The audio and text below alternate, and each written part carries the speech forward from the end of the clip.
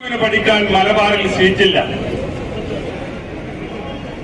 Result കേന്ദ്ര സ്കൂളുകളുടെ result വന്നത് ആ കാറ്റഗറിയിൽ വരുന്ന കുട്ടികളും ഇതിലേക്ക് വരികയാണ്. അങ്ങനെ വരുമ്പോ 1,00,000-ൽ പരം വിദ്യാർത്ഥികൾക്ക് ഉപരിപഠനത്തിന് മലബാർ ജില്ലകളിൽ അവസരമില്ല.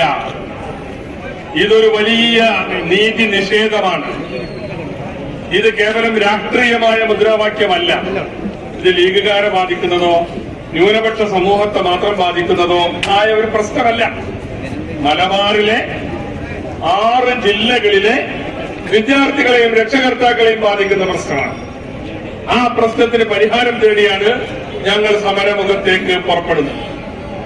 നമുക്കറിയാം, വിദ്യാഭ്യാസം എന്ന് പറയുന്നത് കുട്ടിയുടെ അവകാശമാണ്. ഇന്ത്യയിലെ വളർന്നു വരുന്ന ഒരു പൗരന്റെ അവകാശമാണ്. അത് കൊടുക്കാൻ സർക്കാർ ബാധ്യസ്ഥരാണ്. സ്കൂൾ വിദ്യാഭ്യാസമാണ്. എന്താ ഇന്നത്തെ സ്കൂൾ വിദ്യാഭ്യാസം?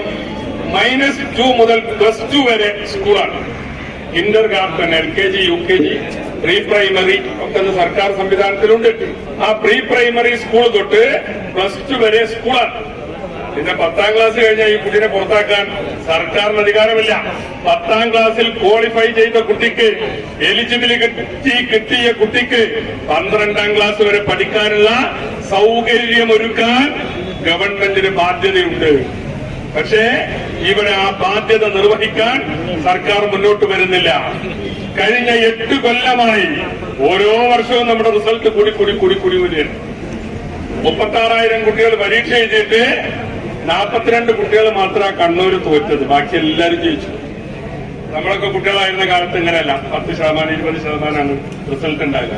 ഇന്ന് 99.67% എന്ന് പറഞ്ഞാൽ 100% തന്നെയാണ്. മറ്റതെന്താ? സാങ്കേതികത്വമാണ്.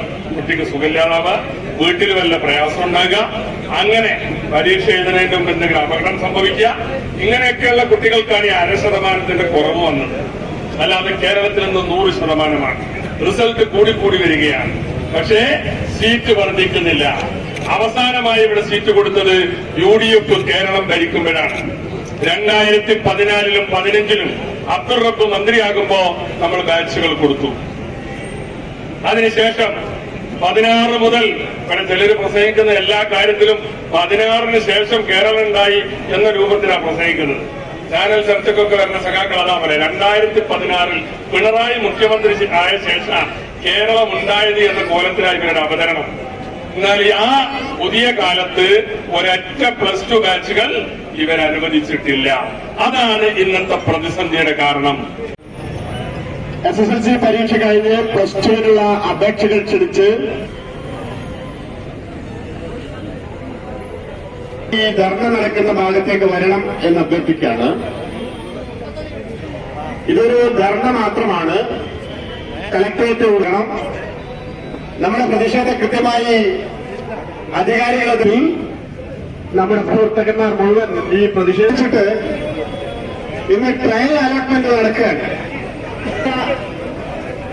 സീറ്റുകൾ മലബാറിലെ ജില്ലകളിൽ പ്രവേശനം ലഭിക്കാൻ ആവശ്യമായിട്ടുള്ള സൗകര്യങ്ങൾ കേരളത്തിലെ കോഴിക്കോട് ഉൾപ്പെടെയുള്ള ജില്ലകളിൽ വിദ്യാർത്ഥികളായിട്ട് പോലും ആ സീറ്റുകൾ ലഭ്യമാക്കുന്നതിന് മതിയായ ബാച്ചുകൾ അനുവദിക്കാതെ ഈ വിഷയത്തെ സർക്കാർ ആവശ്യപ്പെട്ടത് ഈ മതിയായിട്ടുള്ള കൃത്യമായിട്ടുള്ള റിപ്പോർട്ട് സർക്കാരിന് സമർപ്പിക്കണം എന്നാണ്.